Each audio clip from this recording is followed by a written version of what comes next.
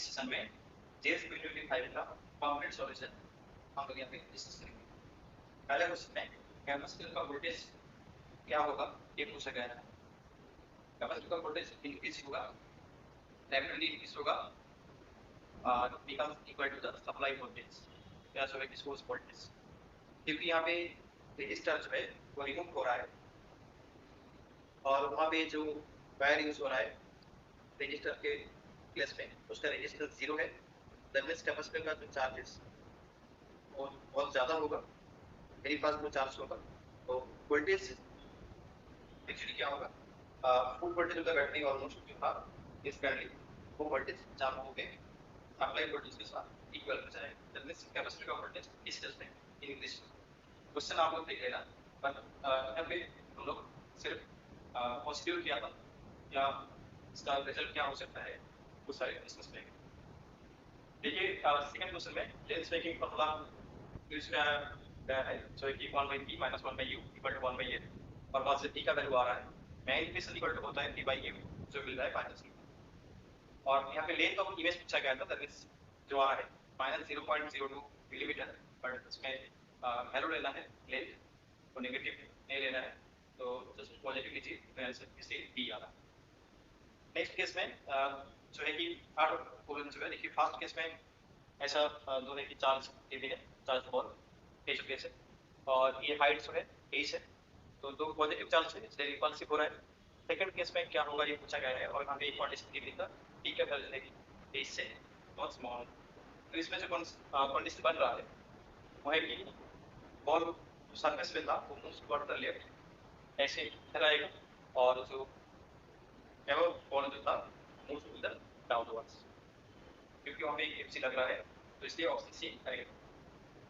Next उसमें analytical के लिए वाटर होता है प्रेफर्ड दिया, बट यहाँ पे पूछा गया है the difference in the water if the particle moves from the A to B point following semicircular path and is very clockwise and anticlockwise direction on the XY plane.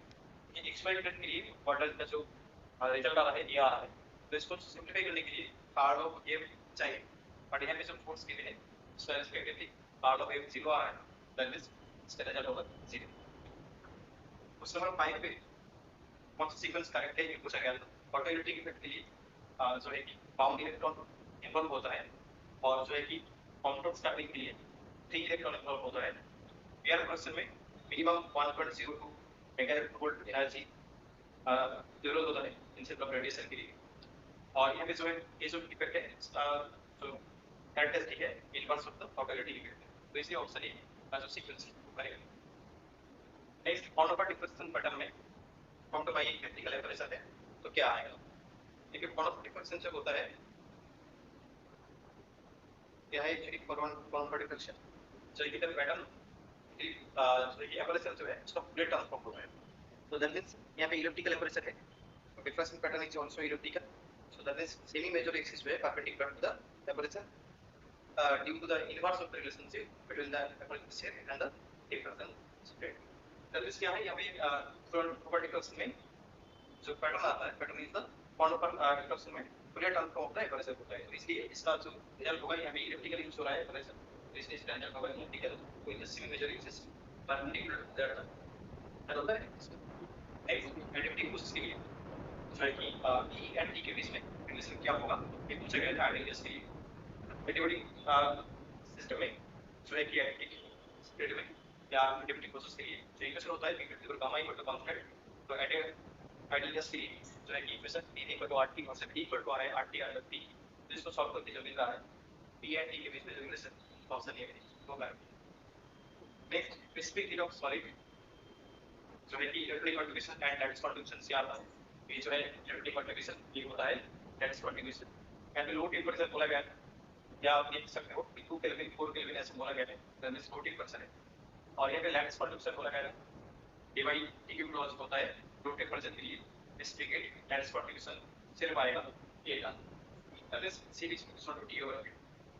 Low temperature के लिए तो ratio कर दीजिए तो मिल रहा है 8 और 2 kelvin में इसके गिवन था सो आ रहा है क्वेश्चन डी। क्वेश्चन नंबर 9 ये आर्किमिडीज प्रिंसिपल से पूछा गया है, इसका जो कंडीशन है उसका रिजल्ट आएगा द लेवल गोस डाउन, तो प्रिंसिपल से एक आ रहा है। नेक्स्ट यहाँ पे पार्टिसिपल फंक्शन पूछा गया है, तो एनर्जी लेवल है बोसोन बोला गया है। तो बोसोन जो है कि पावर एक्सचेंज प्रिंसिपल टोटल नहीं करता है, तो इसलिए एक स्टेट पे maximum total number of particle rest होता है, इसमें कोई भी लिमिटेशन नहीं होता है। तो पहले आपको यहाँ पे अरेंज करना है। आप मान लीजिए कि दो बोसोन जो है ये कॉन्फ़िगरेशन बन रहा है, ये कॉन्फ़िगरेशन बन रहा है और ये कॉन्फ़िगरेशन बन रहा है, टोटल 3 कॉन्फ़िगरेशन आ गए। तो इसका रेस्पेक्टिवली जो एनर्जी आ रहा है इस कॉन्फ़िगरेशन में 2 एप्सिलॉन 1, इसमें आ रहा है 2 एप्सिलॉन 2, इसमें आ रहा है एप्सिलॉन 1 प्लस एप्सिलॉन 2। तो वहां से आपको कन्वर्ट करना है पार्टिशन फंक्शन। पार्टिशन फंक्शन क्या होता है? z equal to sum square of e over minus of beta e आ और x है नॉन लीनियर। तो यहाँ पे सॉल्व करके जो लेना है ऑप्शन बी। और यहाँ पे क्या बोला गया था उस समय के टर्म पे और इसमें जो टाइम इंडिपेंडेंस वाली इक्वेशन ठीक है, रियल पोटेंशियल। तो रियल पोटेंशियल है दैट इज साइन सॉल्यूशन है, तो फिर साइन क्या होगा? सॉल्यूशन होगा सेम इक्वेशन प्रॉपर्टी से आ रहा है। नेक्स्ट यहाँ पे ओ एक फॉर्म गिवन था, ड्यू एक गिवन था, तो इसका जो प्रॉपर्टीज पढ़ेंगे जो आ रहा है वो है एक हर्मिशियन ऑपरेटर है। यहाँ पे जो इज हो रहा है that is Hermitian operator. Next question में देखिए क्या है कि सेंट्रल फोर्स का पूछा गया था। तो ये देखिए एंगुलर मोमेंटम कॉन्सेप्ट कर दीजिए। एंड मास क्या हो रहा है? आधा हो रहा है, रेडियस जो है 2 गुना हो रहा है। और एनर्जी का फॉर्मूला एक होता है, दैट एनर्जी क्या होगा? एनर्जी यहाँ पे क्या हो रहा है? चेंज हो रहा है। Means reverse electrical but the mean radius must be changes. Next इसमें पूछा गया था is not a state function for an ideal case. ठीक है, entropy pressure difference all are state function. That means इसमें जो रिजल्ट होगा नाम ऑफ द अदर्स पूछा गया था, नॉट ए स्टेट फंक्शन। तो इस इसका आंसर होगा सी। नेक्स्ट ये जो क्वेश्चन है मैट्रिक्स से पूछा गया था, एक मैट्रिक्स लिखा था उसका आइगन वैल्यू बोला गया था और इसमें पूछा गया था for any natural number A which of the following is correct. ये पूछा सॉल्यूशन आप कर सकते हो सिमिलरिटी ट्रांसफॉर्मेशन से, जो होता है a equal to t d t inverse. यहां पे d जो है diagonalise of a matrix, t जो है मॉडल मैट्रिक्स b इनवर्स वहां से आ जाता है। तो उसको सिंपलीफाई करके पहले सिमिलरिटी ट्रांसफॉर्मेशन से a कैलकुलेट करें देन a ओवर n से कैलकुलेशन ले लीजिए, बट ऐसे आप कर सकते हो। इसका रिजल्ट आ जाएगा क्वेश्चन डी। यहाँ पे चलिए सिमिलर ट्रांसफॉर्मेशन टेस्ट करना। नेक्स्ट क्वेश्चन में देखिए क्या है कि the number of independent real numbers that parameterise any of the Hermitian matrix पूछा गया है। इसमें एक्चुअल क्वेश्चन होना चाहिए था रियल पैरामीटर, बट यहाँ पे नंबर बोला गया था। जो होता है पैरामीटर तो उसके क्या होता है n square equal to number of real number of parameter होता है और हर्मिशियन मैट्रिक्स के लिए। ठीक है, तो यहाँ पे ऑर्डर कितना है? ठीक है, तो इसलिए 9 हुआ है। तो नेक्स्ट क्वेश्चन में क्या बोला गया था, ये जो एक ऑपरेटर है इस स्टेट के लिए इसका इनवर्स वैल्यू क्या आएगा या एक्सप्रेशन वैल्यू क्या आएगा? तो देखिए ये आप लिख सकते हो ब्रैकेट नोटेशन के फॉर्म में। तो इसको सिंपलीफाई करके यहाँ पे ये इक्वेशन दी गई है, इसको सिंपलीफाई करने से इसका रिजल्ट 0 आ जाएगा। तो ये आप लोग कर लेना। तो नेक्स्ट क्वेश्चन बहुत अच्छा था, इसमें क्या बोला गया था, 3 ऑब्जर्वर है successfully measure the speed of a given photon along the z axis, x axis and again the z axis respectively. So पहला जो केस है z रेंज जो है x रेंज जो है z है। तो देखिए इसमें आपका जो लेना है स्पीड पोजीशन लास्ट आपको बोला गया था, तो उसका जितना भी कॉन्फिगरेशन होता है जैसे स्पीड हम प्लस माइनस इलेक्ट्रॉन के लिए प्लस और माइनस सब के लिए जितना कॉन्फिगरेशन होता है वो आपको लिखना है। इसमें टोटल कॉम्बिनेशन जो आ रहा है फर्स्ट ऑब्जर्वर लास्ट हाफ कितना टाइम आ रहा है? ऐसा कॉम्बिनेशन 4 टाइम्स आ रहा है। एंड जो है कि third observer find speed position minus ऐसा कितना बार आ रहा है? 2 टाइम्स आ रहा है। ठीक है, ऐसे कितना टाइम आ रहा है? 2 टाइम्स आ रहा है। दैट मींस यहां पे प्रोबेबिलिटी क्या होगा? 2/4 2/4 with respect to the first combination. So that means equal probability 2/4, so जो आ रहा है आंसर 0.5। तो बस आपको ये ऑर्डरली सीक्वेंस लिखना है प्लस हाफ माइनस हाफ पर। तो उसमें क्वेश्चन के अकॉर्डिंग इक्वल प्रोबेबिलिटी पूछा गया है। नेक्स्ट एक क्वेश्चन में बोला गया था the electric dipole moment of a charge distribution is independent of choice of the origin of the coordinates only. If यहाँ पे क्या होगा? देखिए इसमें आंसर जो होगा total charge adds up to 0। ये पे देखिए टोटल चार्ज 0 होगा, इसलिए इलेक्ट्रिक डायपोल मोमेंट क्या होता है? P = sum square of q by r आएगा। तो डिपेंड्स ऑन द ओरिजिन। तो यहाँ पे टोटल चार्ज क्या है? 0 है। शिफ्टिंग द ओरिजिन कोई भी चेंज नहीं आएगा डायपोल मोमेंट में, ठीक है। तो that is it is independent of policy. तो टोटल चार्ज यहाँ पे एट्स अप टू 0, यही करेक्ट होगा। ये जो क्वेश्चन है ये ग्रुप से पूछा गया था। नॉन एबिलियंट ग्रुप्स प्रॉपर्टी आपको पहले चाहिए, क्या होता है।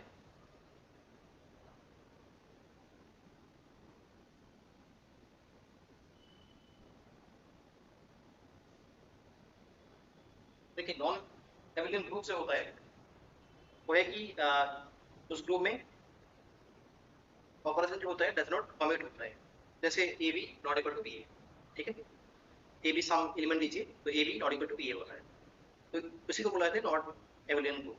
तो इसमें जो है ना option A is 3, option B में डी 4, ऑप्शन सी में जो है जेड 3, ऑप्शन 4 में जो है एस 4, ये सारे में से ये जो है जेड 3 जो है एक साइक्लिक ग्रुप है, ठीक है। All cyclic group are not abelian, so ये नहीं होगा जेड 3। एंड एस 4 जो ग्रुप है ये सिमेट्रिक ग्रुप है, ठीक है। ये प्रॉपर्टी से पूछा गया है। तो ए भी क्या होगा, तो फिर ए भी एबिलियंट ग्रुप नहीं होगा। ये दो जो ऑप्शन है ए एंड बी, जैसे सी एंड डी 4, ये दोनों पे क्या है एबिलियंट ग्रुप का, नॉन एबिलियंट ग्रुप का कंडीशन सेटिस्फाई हो रहा है, ठीक है। नॉन एबिलियंट का मतलब है कि उसमें जो एलिमेंट है उसका कॉमन नॉन कॉमन होता है, ठीक है। That means A B not equal to B. तो यहाँ पे एक चीज पूछा गया था, नॉन एबिलियंट ग्रुप तो पूछा गया था, उसके साथ पूछा गया था स्मॉलेस्ट, तो क्या होगा। तो उसमें S3 एंड S4 में इसमें जो ग्रुप का जो ग्रुप का ऑर्डर है ये 3 फैक्टोरियल है, दैट 6 है। और इसमें जो ऑर्डर है वो क्या है 4 फैक्टोरियल है। क्या सो है कि ऑर्डर इसमें 8, ठीक है। सो 8 एलिमेंट है, एक डायहेड्रल ग्रुप है, स्क्वायर ग्रुप होता है, एक 8 एलिमेंट है इसमें। तो इसमें जो एलिमेंट है या ऑर्डर जो है ज्यादा है S3 से, तो ये दोनों नॉन एबिलियंट ग्रुप है, बट इसमें स्मॉलेस्ट पूछा गया था इसलिए S3 होगा। नेक्स्ट क्वेश्चन है यूटिलिटी का जो प्रॉपर्टी या जो है कि पोस्टेड होता है उसमें से पूछा गया था, ऑप्शन ए करेक्ट होगा। नेक्स्ट क्वेश्चन में हार्नेस के का जो है कि हार्नेस कांस्टेंट पूछा गया था। देखिए यहाँ पे क्या गिवन है 40 harness scale division equal to 38 main scale division, तो 1 harness scale division equal to AR है। So harness constant equal to क्या होगा 1 माइनस ए, एंड यहाँ पे बोला क्या था स्मॉलेस्ट मेन स्केल डिवीजन जो है कितना है, तो इसमें मल्टीप्लाई कर दीजिए, ये वाला है इसमें 0.02 मिलीमीटर। और ये भी ऑपरेटर की नहीं था, और पूछा गया था आगे फिर क्या होगा क्वांटम मैकेनिक्स में ऑपरेटर ये मान लीजिए साई वेव फंक्शन है, तो यहाँ पे आइगन वैल्यू लैम्डा आ रहा है और वेव फंक्शन जो है कि साई आ रहा है, तो इसी को बोला जाता है आइगन, ठीक है। ये आइगन वैल्यू टाइम से होता है। तो इसमें सिंपलीफाई कर दीजिए, ये ऑपरेटर है वेव फंक्शन गिवन है, इसमें जो आएगा वो लैम्डा होगा, जो मिल रहा है 1 + 3 + q, ये ऑप्शन बी है। नेक्स्ट ये जो है होमोजेनियस मीडियम है ऑटोमेटिक वेव के लिए, और इसमें जो है कि ऑटोमेटिक वेव के लिए क्या होता है रेटिकुलर एंड मैग्नेटिक उधर परपेंडिकुलर, तो इसे आता है। So P dot B equal to 0। Next question में लैग्रेंजियन से पूछा गया था, और यहाँ पे कॉन्जर्व क्वांटिटी क्या क्या है या कांस्टेंट ऑफ मोशन पूछा गया था। तो देखिए यहाँ पे जो लैग्रेंजियन गिवन है डायमेंशनल लैग्रेंजियन है, तो इसमें आप देख के आसानी से यहाँ पे बोल सकते हो कि डेल अंडर डेल टी जो है 0 है, दैट मींस ये जो लैग्रेंजियन है टाइम इंडिपेंडेंट है। जब लैग्रेंजियन टाइम इंडिपेंडेंट होता है तो हैमिल्टनियन भी क्या होता है उसी केस में हैमिल्टनियन कांस्टेंट होता है, तो इसलिए एनर्जी जो है कि कांस्टेंट हो रहा है। नेक्स्ट इसको सॉल्व करने के लिए आता जो क्वांटिटी है एंगुलर मोमेंटम देखना है। ये जो कंडीशन में लैग्रेंजियन गिवन है इसको पोलर फॉर्म में लिखिए, पोलर फॉर्म में क्या आएगा ये आ रहा है, देन इसमें आसानी से देख सकते हो कि डेल अंडर डेल थीटा की आ रहा है, क्योंकि यहाँ पे थीटा का कोई भी वैल्यू गिवन नहीं है, ठीक है। थीटा यहाँ पे प्रेजेंट नहीं है, so del under del theta equal to 0, तो theta must be a cyclic coordinate for this Lagrangian. So इसका कॉरेस्पॉन्डिंग जो मोमेंटम आएगा b थीटा, तो it is a constant and that is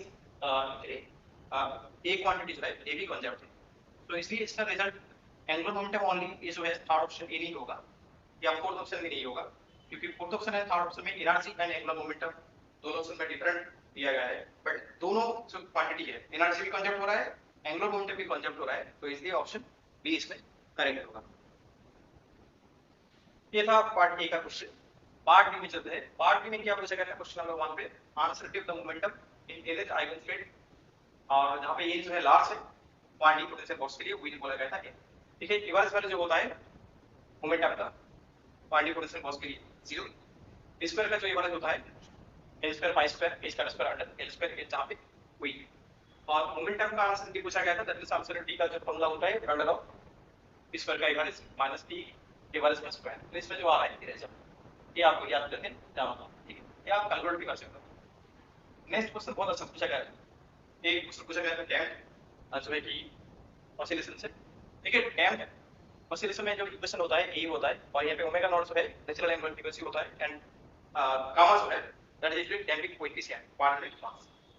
और यहाँ पे जो डैम्प्ड एंगुलर फ्रीक्वेंसी यहाँ पे आता है omega that is actually under of omega naught square minus gamma under 2 का square and omega naught square that is k by m, तो ये आ रहा है। देन टाइम पीरियड क्या होता है 2 by अंडर ओमेगा, तो इसको सिंपलीफाई करके जो मिल रहा है ये रिजल्ट और ये m जो है कि कैंसिल आउट होके जो फाइनल रिजल्ट आ रहा है वो ऑप्शन ए। नेक्स्ट रिलेटिविस्टिक जो फार्मूला होता है यहाँ पे v गिवन था v गिवन था, ये फार्मूला लगा के जो आ रहा है cos of pi by 6 या sin pi by 3 दोनों रिजल्ट आ रहा है। तो इसमें ऑप्शन जो गिवन है ऑप्शन ए गिवन है, बट इसका आंसर sin pi by 3 ये भी होना चाहिए, ठीक है। तो ये क्वेश्चन आप लोग चैलेंज कर सकते हैं, इसका दोनों ऑप्शन करेक्ट है। नेक्स्ट जो है ये जो सर्कुलर ग्रुप है रेडियस ए ऐसा एक कंडीशन बोला गया है it's behave like a dipole. So magnetic dipole moment क्या होता है आई और ए और उसमें जेड कैप और ये पे कैलकुलेट जो मैग्नेटिक फील्ड आ रहा है that is actually option D है। Next divergence of r over 4 r vector पूछा गया था, तो ये प्रॉपर्टी होता है r over n of r vector that is equal to n plus 3 के साथ r ओवर n। तो यहाँ पे n जो है 4 है, तो ये रिजल्ट जो आ रहा है 7 r over 4। Next part of question से क्वेश्चन पूछा गया था हार्मोनिक ऑसिलेटर के लिए ग्राउंड स्टेट में लोएस्ट ऑर्डर एनर्जी करेक्शन। तो देखिए यहाँ पे जो पार्ट ऑफ टेबल था lambda x to the power 4, तो ये आप लिख लीजिए जो एनर्जी करेक्शन या पार्ट ऑफ क्वेश्चन का जो फॉर्मूला होता है सेकंड नोटेशन में। और यहाँ पे इसका जो रिजल्ट आता है ये रिजल्ट यूज करके आप देखिए ग्राउंड स्टेट बोला गया था that is n equal to 0, harmonic oscillator के लिए n इक्वल टू 0 होता है ग्राउंड स्टेट में, n का वैल्यू 0 1 2 3 ऐसा होता है। तो ground state that is n equal to specific 0 use करना है। तो जो आ रहा है ये वैल्यू सिर्फ ये वैल्यू आ रहा है 3 h square under 4 m square वेगा स्क्वायर। तो इसका साथ एक लैम्डा आएगा, तो इसलिए ऑप्शन जो आ जाएगा ऑप्शन डी। नेक्स्ट क्वेश्चन पे जो डाउट आ रहा है देखो इस क्वेश्चन में ना एक्चुअली फार्मी एनर्जी फार्मूला से यूज करेंगे, तो इसमें ये रिजल्ट सेम आ रहा है, ठीक है। तो इसका ऑप्शन होना चाहिए ऑप्शन बी, बट इसमें जो ऑप्शन गिवन है ऑब्वियसली ऑप्शन डी गिवन है। तो इसके लिए आपको थोड़ा सा जो है कि और एक फार्मूला होता है एवरेज एनर्जी, वो क्या है डी एवरेज इक्वल टू कितना होता है d by 5 a log e और 3 डायमेंशन के लिए, ठीक है। यहाँ पे स्पेसिफिक बोला गया था 3 डायमेंशन के लिए। देखो ये जो फार्मी एनर्जी का फार्मूला होता है h square under 2m t by square whole over 2 by 3, ये भी 3 डायमेंशन के लिए है और यहाँ पे a जो है नंबर डेंसिटी है कैपिटल N by v। और यहाँ पे क्या बोला गया था v is proportional to n, volume जो है कि नंबर के साथ प्रोपोर्शनल है, that means n by v क्या है constant, that means Fermi energy क्या है n by v के साथ ऐसा डिपेंडेंसी आता है, बट यहाँ पे n by v जो है कांस्टेंट है क्वेश्चन का according, that means Fermi energy क्या होगा सेम होगा। तो इसलिए ऑप्शन ए होना चाहिए। बट एक जो और रिलेशन होता है average energy that is equal to कितना होता है 3 by 5 को n और e है। तो देखिए यहाँ पे फार्मी एनर्जी जो है उसका डिपेंडेंसी नहीं आ रहा है, ठीक है, क्योंकि देखो यहाँ पे e एवरेज 3 by 5 a के साथ ef है और ef में क्या है n by v whole over 2 by 3, बहुत ठीक है। और यहाँ पे n a के साथ सिमिलरली जो है कि चेंज हो रहा है, दैट मींस इसका डिपेंडेंसी नहीं आएगा, सिर्फ एवरेज एनर्जी का डिपेंडेंसी आ रहा है n के साथ, ठीक है। तो इस फार्मूला से n के साथ डिपेंडेंसी आ रहा है, दैट मींस n क्या है उसमें बोला गया है 2 गुना कर दिया गया है, दैट मींस क्या है एनर्जी में क्या होगा डबल हो जाएगा, इसलिए एनर्जी डबल हो जाएगा। तो इसको चैलेंज करने से पहले ये फार्मूला को ठीक से देखिए और एक बार सॉल्व करिए, तो इसका जो है कि आंसर जो इसे दिया गया है लग रहा है करेक्ट, ठीक है। आप फार्मी एनर्जी से सिर्फ देखेंगे तो जो है कि सेम होना चाहिए, बट आप जब ये फार्मूला यूज करेंगे 3 डायमेंशन के लिए E average equal to 3 by 5 n EF होता है, यहाँ पे एक n भी प्रेजेंट है, ठीक है। फार्मी एनर्जी के साथ जो है कि डिपेंडेंसी तो नहीं आ रहा है क्योंकि n v के साथ n v n under v का रेशियो जो है उसी के साथ डिपेंडेंसी होता है फार्मी एनर्जी, बट क्वेश्चन के अकॉर्डिंग n जो है v के साथ डायरेक्टली प्रोपोर्शनल है, तो उसका डिपेंडेंसी नहीं आ रहा है, सिर्फ जो बचना है n, क्लियर। तो n 2 गुना हो रहा है तो इसलिए एनर्जी जो है यहाँ पे डबल हो जाएगा। नेक्स्ट क्वेश्चन पूछा गया था एवरेज एनर्जी पर पार्टिकल ऑफ दिस गैस। तो देखिए इवेरेज एनर्जी का जो फॉर्मूला होता है कोई भी डायमेंशन के लिए D/D+2 और यहाँ पे स्पेसिफिक बोला गया था 2 डायमेंशन, दैट इज क्या है D=2 लिखना है। तो जो आ रहा है प्राइमरी एनर्जी का average primary energy 102 equal to आ रहा है एवरेज एनर्जी। तो इसका रिजल्ट ठीक ही दिया गया है जो कि ऑप्शन डी है। बट एक question number 7 primary energy use करेंगे तो ये सेम आ रहा है और ये फॉर्मूला यूज करेंगे तो ये डबल होना चाहिए। तो इसको आप लोग को क्या लग रहा है आप लोग कमेंट कर दीजिए हो सके तो। और ये चैलेंज करने से पहले और भी एक बार आप लोग ठीक से देखिए, मैं एक चैलेंज का जो है कि क्या क्या क्वेश्चन आप चैलेंज कर सकते हो उससे एक अलग वीडियो बना देंगे तो आप लोग देख लेना आप, ठीक है। बट एक क्वेश्चन जो है आप चैलेंज कर सकते हो, एक क्वेश्चन नंबर 3। नेक्स्ट ये जो है कि डिग्री रिलेटेड से क्वेश्चन पूछा गया था। देखो इस क्वेश्चन को सॉल्व करने के लिए ये बूलियन जो सर्किट गिवन है ये सर्किट को सिंप्लीफाई करके आउटपुट कैलकुलेट करना होगा, या आप इसको देखिए भी कर सकते हो कि ये जो है ना ये है all are actually NAND gate, ठीक है। यहाँ पे जितना भी गेट यूज हो रहा है all are actually NAND gate. तो यहाँ पे 4 नैंड गेट यूज हो रहा है और इसका जो आउटपुट होता है that is actually XOR gate, ठीक है। नैंड गेट नॉर गेट क्या होता है यूनिवर्सल गेट होता है। 4 नैंड गेट यूज करके हम लोग जो गेट कंस्ट्रक्ट कर सकते हैं वो है कि एक्स ऑर गेट। तो ये जो सर्किट है ना actually XOR gate construction using only NAND gates. तो दैट मींस ये है एक एक्स और गेट, इसका जो एक्सप्रेशन आ रहा है P/Q + PQ। आप इसको सॉल्व करके भी कर सकते थे या आप इसको देख के भी बोल सकते थे, ठीक है। और ये एक्स और गेट के लिए क्या होता है when two inputs are same then output must be 0। जब दो इनपुट क्या होता है सेम होता है तब आउटपुट 0 होता है। And different to input case के लिए आउटपुट जो है कि मस्ट बी 1 होता है। क्या आप इसमें देख सकते हो कि P एंड Q का जो है कि जो है सिग्नल गिवन है इसका रिस्पेक्ट में जो एक्सप्रेशन आ रहा है आउटपुट का उसको सिंप्लीफाई करके आपको आंसर आएगा P। या ये जो प्रॉपर्टी होता है एक्स और गेट का जब दो इनपुट सेम होता है तो आउटपुट मस्ट बी 0 होता है, ठीक है। और दो इनपुट जब डिफरेंट होता है तो आउटपुट मस्ट बी 1 होता है या हाई होता है। तो उसको लगा के भी आप कर सकते हो। नेक्स्ट जो क्वेश्चन है इसमें क्या बोला गया है how many non identity self inverse. इस क्वेश्चन में अभी तक नहीं सॉल्व मैं कर पाया तो ये बाद में हो सके तो डिस्कस कर देंगे। ये क्वेश्चन में भी थोड़ा जो है कि कैलकुलेशन नहीं हो रहा है, एक्चुअल रिजल्ट जो है वो नहीं मिल रहा है तो बाद में एक दो क्वेश्चन हम लोग अलग से एक क्वेश्चन में कर देंगे हो सके। नेक्स्ट बहुत आसान क्वेश्चन था मोमेंट ऑफ इनर्शिया। तो पहले एलिमेंट्री मास कैलकुलेट करिए देन मास इंडिकेट कर दीजिए देन मोमेंट ऑफ इनर्शिया जो होता है integration of mass square df। तो इसको सिंप्लीफाई कर लीजिए तो आ जाएगा ऑप्शन m²। नेक्स्ट जो क्वेश्चन है देखिए एक बहुत ही इंपॉर्टेंट जो है कि क्या है डायोड का जो इक्वेशन होता है क्या है कि I = saturation current exponential ET under eta gate. Eta basic जो है कि कांस्टेंट वैल्यू होता है, सिलिकॉन के लिए 2 होता है, जर्मनियम के लिए 1 होता है। तो इसमें आप देखिए कि EV अंडर जो है कि KT इसको T यहाँ पे 300 केल्विन था तो इसका जो एक स्पेसिफिक वैल्यू होता है 39, ठीक है। और ईटा जो है 2 है इसको सिंप्लीफाई करके तो ये आप डायरेक्ट लिख सकते हो 39G/8। देन यहाँ पे जो है कि देखिए डेल्टा V क्या आ रहा है 36 मिलीवोल्ट आ रहा है तो इसमें आ जाएगा ln2/90.5 तो ये नियर अबाउट ऐसा आ रहा है 36।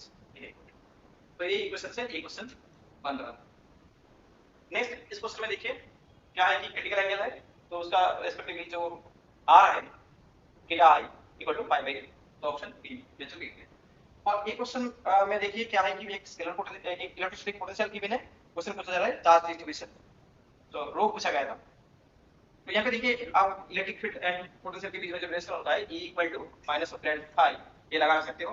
देन गॉस लॉ ये लगा लीजिए देन यहाँ से कैलकुलेट करिए रो आ जाएगा, थोड़ा लेंदी होगा बट इसका रिजल्ट आ जाएगा। नेक्स्ट पार्ट सी का जो क्वेश्चन पूछा गया था नेट टाइम। पहला क्वेश्चन था कि एफिशिएंसी 0.5 बोला गया था, ये 50% बोला गया था, टेम्परेचर ऑफ द सोर्स बोला गया था, ठीक है। क्वेश्चन पूछा गया था टेम्परेचर ऑफ द सोर्स सी का टेम्परेचर बोला गया था। तो देखिए टेम्परेचर होता है 1 - Tc/Th तो यहाँ से जो मिल रहा है 600 केल्विन बट इस यहाँ पे ऑप्शन आंसर जो पूछा गया था डिग्री सेंटीग्रेड पे 327 डिग्री सेंटीग्रेड। नेक्स्ट क्वेश्चन में क्या है कि एक सिंपल पेंडुलम है, इफेक्टिव लेंथ L है और मास में कि वो का m है एंड पीरियड जो है टाइम पीरियड t1। तो जैसे ये होता है, ठीक है। तो now suppose that the bob is giving as a electric charge q, okay. तो यहाँ पे ये जो एक सिंपल पेंडुलम मान लीजिए, इसका जो ये जो बॉब है इसका चार्ज कितना है, q है। It is made the oscillate just above a two dimensional infinite ct with the circular density plus sigma as q sigma under mg epsilon naught equal to 3/2। यहाँ पे डाटा गिवन है, ये आपको use करना है। तो क्या पूछा गया था, if the period of oscillation in this case, second case में t2 है, t2 अंडर t1 का वैल्यू क्या आएगा। देखिए प्लेन शीट की तरफ यहाँ पे बोला गया था, तो यहाँ पे जो है टाइम पीरियड ये आ रहा है, देन t2 इक्वल टू आ रहा है 2t1, so that is t2 under t1 that is equal to 2। तो इसका रिजल्ट क्या होगा, 2 होगा। नेक्स्ट क्वेश्चन में एक 3/3 मैट्रिक्स का कैरेक्टरिस्टिक इक्वेशन बोला गया था, और यहाँ पे डिटरमिनेंट पूछा गया था मैट्रिक्स का, तो इस बोला गया। तो इसको सॉल्व करने के लिए कैलकुलेटर थ्योरम लगी लगा दीजिए, जो है कि m इक्वल टू लैम्डा। तो यहाँ पे आ रहा है आइगन वैल्यू इस कैरेक्टरिस्टिक इक्वेशन से 1 2, दैट मींस दो आइगन वैल्यू मिल रहा है, but we are note actually space equal to क्या होता है, सम ऑफ आइगन वैल्यूज। तो that means 1 + 2 + lambda 3 that is equal to lambda 3 equal to आ रहा है, तो फिर 3, ठीक है। और आइगन वैल्यू आपको मिल रहा है। देन डिटरमिनेंट क्या होता है, प्रोडक्ट ऑफ आइगन वैल्यूज, सो इसलिए जो आ रहा है रिजल्ट 6। नेक्स्ट क्वेश्चन जो है चेंज ऑफ एंट्रोपी पूछा गया था। चेंज ऑफ एंट्रोपी क्या होगा, mc ln p2/t1 dq equal to कितना है, mc dt, और यहाँ पे जो है i स्क्वायर है, ठीक है। थर्मली ये हो रहा है, हां। सो that is i square RT resistance बोला गया था, t भी बोला गया था। तो यहाँ से आप कन्वर्ट कर सकते हो dt equal to i square RT under mc। तो यहाँ पे आपको मिल जाएगा dt कितना है, ये आ जाएगा कैलकुलेशन करके। तो dt means actually t2 - t1, temperature का जो डिफरेंस है, t1 गिवन है तो वहां से t2 मिल जाएगा। तो यहाँ पे t2 t1 को पुट करिए, और mc गिवन था, तो इसको सिंपल करके जो आ रहा है 6 आ रहा है। इस क्वेश्चन में देखिए क्या पूछा गया था, डिस्टेंस पूछा गया था। तो जैसे यहाँ पे जो टाइम डायरेक्शन होता है फॉर्मूला, तो ये है प्रॉपर टाइम, और ये जो है इम्प्रॉपर टाइम, इसको लगा दीजिए, वेलोसिटी गिवन था, तो इसमें आ रहा है टाइम, और यहाँ पे डिस्टेंस आ जाएगा, distance means velocity into time. तो जो मिल रहा है विल बी 200। नेक्स्ट क्वेश्चन में जो है सॉलिडर इक्वेशन लगा के आप कर सकते हो, सॉलिडर इक्वेशन फॉर फ्री पार्टिकल के लिए, ठीक है। क्योंकि हमें बोला गया था फ्री पार्टिकल के लिए ये इक्वेशन होता है। तो इसको सिंपल करके जो आ रहा है E = 4/2m, एंड E = होता है विस्करा अंडर 2m, मोमेंटम के साथ एनर्जी की जो रिलेशन होता है फ्री पार्टिकल के लिए। तो यहाँ से आ रहा है E = +- और यहाँ पे मैग्नीट्यूड का मोमेंटम का मैग्नीट्यूड लेने के लिए बोला गया था, दैट आंसर 2 आ रहा है इसमें। नेक्स्ट एक क्वांटिटी का पूछा गया था। तो इसमें देखिए पहले जो पोल आ रहा है z = i - i, यहाँ से रेसिड्यू कैलकुलेट करिए, प्लस i के लिए माइनस i के लिए जो आ रहा है 1/2i, एंड माइनस i के लिए आ रहा है -2/1/2i। And then residue theory जो होता है, कौन सी residue theory, 2πi sums number of residue, तो that is sum of residue. तो यहाँ पे सम ऑफ रेसिड्यू आ रहा है 0, और ये रिजल्ट 0 आ रहा है इंटीग्रल का रिजल्ट, और यहाँ पे 3/2 मल्टीप्लाई ऑफ 0, तो ऐसे क्या होगा 0। नेक्स्ट इस क्वेश्चन में क्या है, ये माइनस पावर पूछा गया था। तो कैपेसिटिव रिएक्टेंस जो होता है x = 1/2 pi fc, और यहाँ पे देखिए impedance z = r² + x²। Then RMS current कितना होता है, IRMS = PRMS अंडर J, and then P ever क्या है, IMS², और उसके साथ रेजिस्टेंस मल्टीप्लाई करिए, तो जो आ रहा है T4 मिली-वाट। नेक्स्ट क्वेश्चन में जो क्वांटिटी क्वेश्चन से पूछा गया था, condition for the first minima होता है sin theta equal to theta is very small, so sin theta equal to theta that is equal to lambda by, and यहाँ पे पूछा गया था angular separation between two minima, तो ये 2 theta, तो सिंपलीफाई करके जो आ रहा है 1 मिली रेडियंस, यहाँ पे यूनिट पूछा गया था मिली रेडियंस, तो इसलिए आंसर जो है 1 मिली। इस क्वेश्चन में पूछा गया था फ्रैक्शनल जो शिफ्ट होगा वो कितना होगा, ground state of the energy of the deuterium atom as compared to helium hydrogen atom। देखिए हाइड्रोजन लाइक एटम के लिए ground state energy is proportional to the reduced mass होता है, that means E is proportional to reduced mass, जो है कि mu। यहाँ पे पूछा गया था fractional shift that is delta E under EH, delta E means ED under EH, that means deuterium and जो है कि ड्यूटेरियम एंड जो है कि हाइड्रोजन, ये दोनों का डिफरेंस अंडर हाइड्रोजन का एनर्जी, दैट मींस एनर्जी मास के साथ जो है कि रिड्यूस्ड मास के साथ प्रोपोर्शनल है, तो ये आप लगा सकते हो, और इसमें आ रहा है ए रिजल्ट। इसको सिंपलीफाई करने के लिए रिड्यूस्ड मास पहले कैलकुलेट करिए, ये है हाइड्रोजन के लिए, और ये जो है एक्चुअली ड्यूटेरियम के लिए, ठीक है। तो टोटल सारे क्वेश्चन हमने डिस्कस कर दिया है, बट एक दो क्वेश्चन जो है कि सॉल्व अभी तक नहीं हुआ है। ये दो क्वेश्चन, एक क्वेश्चन एक जो है कि सेल्फ इनवर्स एंड ये जो है थर्मल का एक क्वेश्चन। और आप लोग अभी तक जो लग रहा है ये क्वेश्चन नंबर जो है कि 7 पार्ट बी का, इसमें थोड़ा कंफ्यूजन है कि फर्मी एनर्जी का फॉर्मूला लगाने से यहाँ पे आ रहा है सेम, और एवरेज ये जो फॉर्मूला से आ रहा है डबल। ठीक है, तो इसमें कंफ्यूजन है। और भी क्लियरेंस करने के बाद एक जो है कि चैलेंज करने का जो जो क्वेश्चन है उसका एक अलग सेपरेट आपके लिए वीडियो हम लोग बना देंगे, तो उसी में एक क्लियरेंस आपको मिल जाएगा। बट ये क्वेश्चन जो है कि लग रहा है इस फॉर्मूला से तो ये डबल हो रहा है, तो ठीक है, उसी उसी कॉन्सेप्ट से ठीक है। ठीक है, और जो है ये क्वेश्चन आप लोग श्योर इसको चैलेंज कर सकते हो। ठीक है, एक क्वेश्चन अभी तक जो मिला है वो चैलेंज कर सकते हो। और ये जो है पार्ट बी का क्वेश्चन नंबर 3, और पार्ट बी का क्वेश्चन नंबर 7, इसमें जो है कि ये फॉर्मूला डिफरेंस से रिजल्ट भी डिफरेंट हो रहा है। ठीक है, तो देखते हैं क्या है। तो आप लोग चैलेंज करना चाहते हो तो क्वेश्चन नंबर 3 पार्ट बी ये कर सकते हो, और तो कोई भी क्वेश्चन नहीं लग रहा है कि चैलेंज कर सकते हो। और इसमें थोड़ा सा जो कि रियल पैरामीटर ना देके नंबर बोला गया था, बट इस सिमेट्रिक मैट्रिक्स होगा ना, हर्मिटियन मैट्रिक्स का एक स्पेशल केस होता है जो सिमेट्रिक मैट्रिक्स, उसके लिए ये 9 ही होगा। ठीक है, ये नंबर ऑफ इंडिपेंडेंट बोला गया था, मिनिमम नहीं बोला गया था, तो इसलिए शायद n² हो सकता है। तो ठीक है, अभी के लिए इतना ही। नेक्स्ट सेशन में आप लोग को कहीं भी क्वेश्चन में डाउट आ रहा है, या आपको लग रहा है कि एक क्वेश्चन का आंसर चैलेंज कर सकते हो, या आपका प्रोसीड्यूर जो है अकॉर्डिंग जो रिजल्ट आ रहा है उससे सब ऑफिशियल आंसर की में रिजल्ट मैच नहीं हो रहा है, तो ये आप लोग जरूर कमेंट कर देना। नेक्स्ट वीडियो में वही क्वेश्चन हम लोग यहाँ पे करेक्ट सॉल्यूशन के साथ डिस्कस करेंगे। अभी के लिए इतना ही, थैंक यू।